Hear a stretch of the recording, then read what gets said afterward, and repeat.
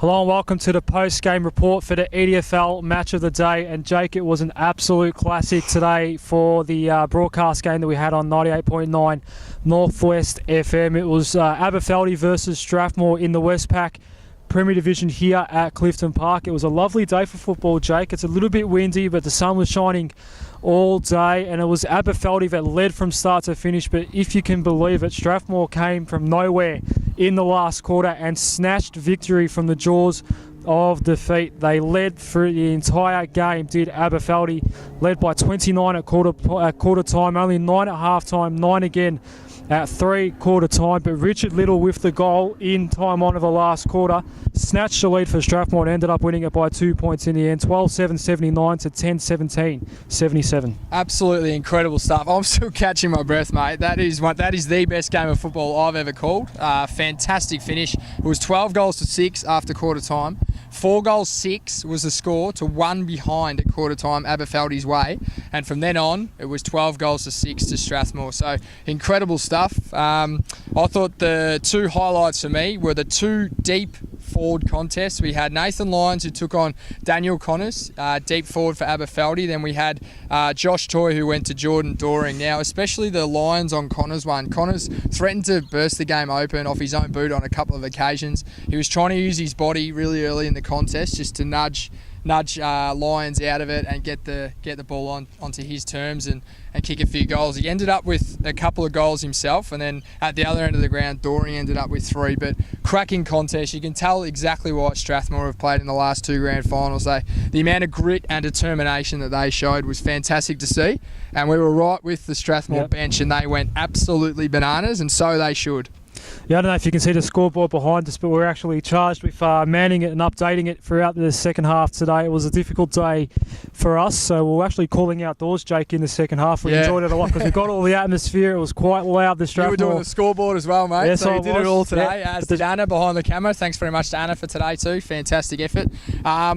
Just getting on to the best players again. I thought we both kind of agreed actually on Dale May as best on ground for Strathmore. Captain of the side, really stood up when they needed him in the clinches. Doring obviously kicked 3. I thought Lyons did a fantastic job on Connors, as I've already mentioned as well. Richard Little kicked the winning goal. He didn't do too much besides that, did Big Rich, but he kicked the winning goal, which is fantastic. And Matty Knight ended up with 3, and run us through a few of Aberfeldie's good players for us there. Well, the goal kickers were 3 to Tom Hislop, 3 to Daniel Castellano, who was back in the side today. The little man kicked 3 and was certainly a live wire for them throughout the game was Danny Castellano, 2 also to Daniel Connors on the day. But I thought Romanic was very good. Adrian Romanic, he was a good rebounding defender, had a very, very important role to play today. I thought he was quite good on the last line of defence for Aberfeldie, as was Wayne Patak. I reckon he was quite good. Kicked the goal in the third quarter, did Wayne Patak as well. It was one of those games, such an even contest for so much of it. Aberfeldie led by as much as 40 points in the second quarter, but as soon as Strathmore kicked those 5 unanswered goals in the second term, it was pretty much an arm wrestle, and one of the great arm wrestles in local footy that we've seen in quite a long time. I'm not sure if we've mentioned it, but it was the first time that Strathmore would hit the front all day. It was with 36 seconds to go, so that is a huge stat, and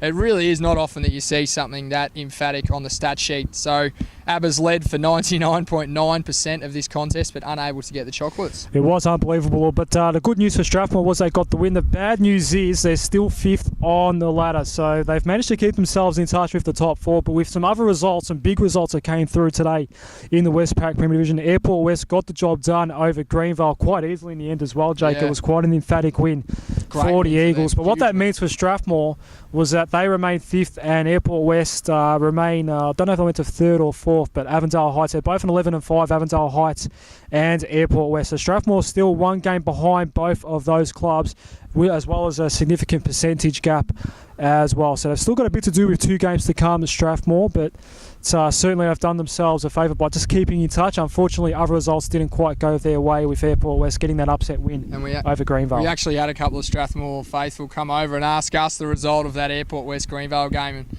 unfortunately for them, their happiness was very short-lived because they are still a game and percentage out of the 4, which is unfortunate, but a great win nevertheless today. So that's how it played out at Clifton Park today. It was Strathmore getting the job done by just 2 points over Aberfeldie. Just repeating the final scores, 12-7-79. Strathmore getting the job done with that goal to Richard Little, very close to the final siren, putting him in front for the first time pretty much for the entire day. And Aberfeldie, first time, wasn't it, mate?